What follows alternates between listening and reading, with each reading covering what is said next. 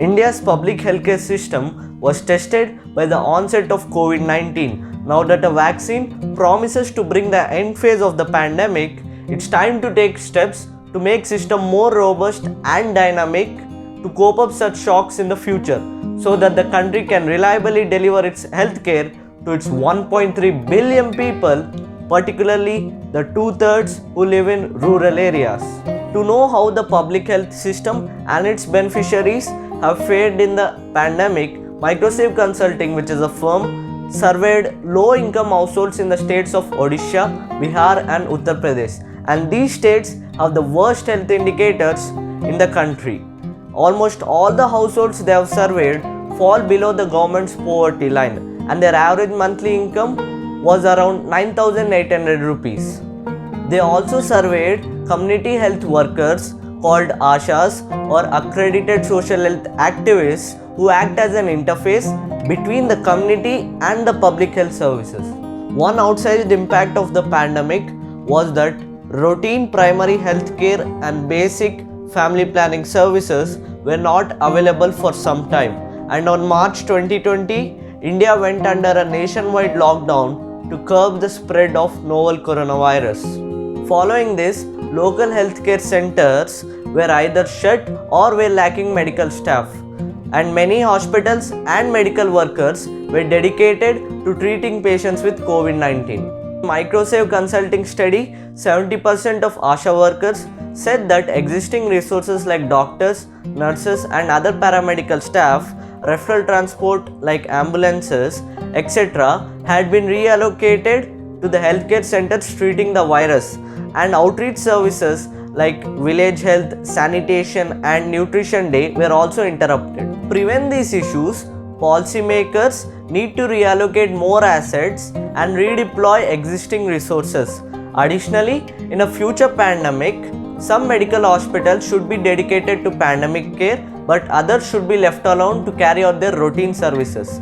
Similarly, instead of deploying all of the medical staff to pandemic duties, a portion should remain available to other healthcare needs. In the early months of the pandemic, individuals found difficult to access healthcare due to three main reasons. First reason was the challenge of transport. Public transport services such as buses and auto rickshaws came to a halt in the early stage of the crisis. And according to Microsave Consulting study, 44% of the households said that they were dependent on these public transport services to go to the nearest hospital. Second reason involved financial challenges. Many people lost their jobs and income due to lockdown. They cut down on all expenditure, including non-urgent healthcare. And in Microsave Consulting study, 14% of the people who have suffered from common ailments like gastric issues or joint pain did not seek medical help because of the costs involved. The third reason involves social stigma. Many respondents delayed going to the hospital for any ailment because of the social stigma attached to it. If I get COVID-19, they look me as if I made a blunder and failed to protect my family. This was said by one male respondent from Odisha. In Microsave Consulting poll, 42% blame the pandemic for restricting their access to healthcare, and around 71% of the respondents thought that hospitals were hotspots for contracting infections, and a small fraction of 12% even believed that hospitals were treating only COVID-19 patients. Number 1. Many households should be brought under government insurance programs to reduce the burden of out-of-pocket healthcare costs. Secondly, the availability of transport like ambulances should be streamlined to compensate for the interruption of the public transport system during pandemics. Third, communication should be stepped up to aware people and to abolish their social stigma. In rural areas, people easily forget about the need of prevention and immunization, so it will be essential to keep pushing that message. And this will be extremely important in the coming months to make people open for vaccination against COVID-19. ASHA and other health workers have been on the front line of India's fight against the pandemic. On one hand, they could not fulfill their basic tasks like escorting pregnant women to the nearest primary healthcare centers. On the other hand, they were pitched in with COVID-19 related tasks like conducting household surveys, to seek out infected people, but without training and proper safety equipment. Several policy changes should be proposed to strengthen the standing of ASHAs and other healthcare workers, starting with providing them a minimum income, health insurance, and equal treatment with former employees of the government healthcare system.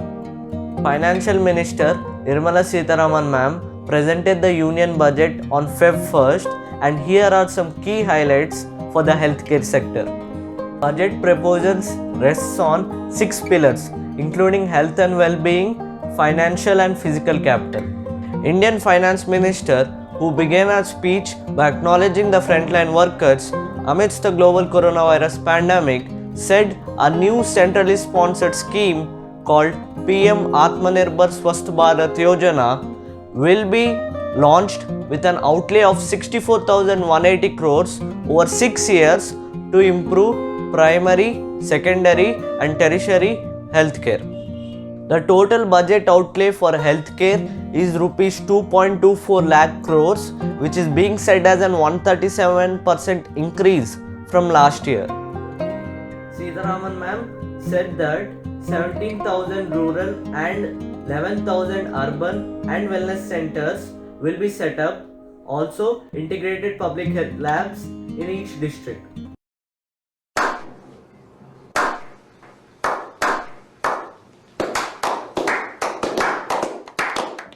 Sitharaman ma'am also announced that rupees 35,400 crores will be provided by the central government for the COVID-19 vaccination program in 2021 to 2022.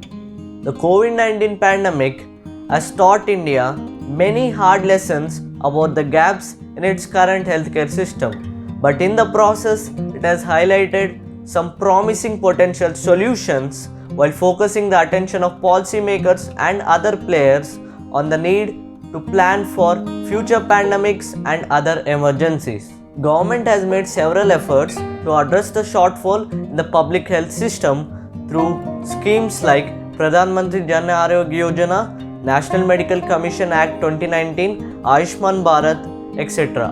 However, the need of the hour is an adequate investment for creating a public health system that can withstand any kind of health emergency, deliver universal health coverage, and most importantly, meet the targets of Sustainable Development Goals.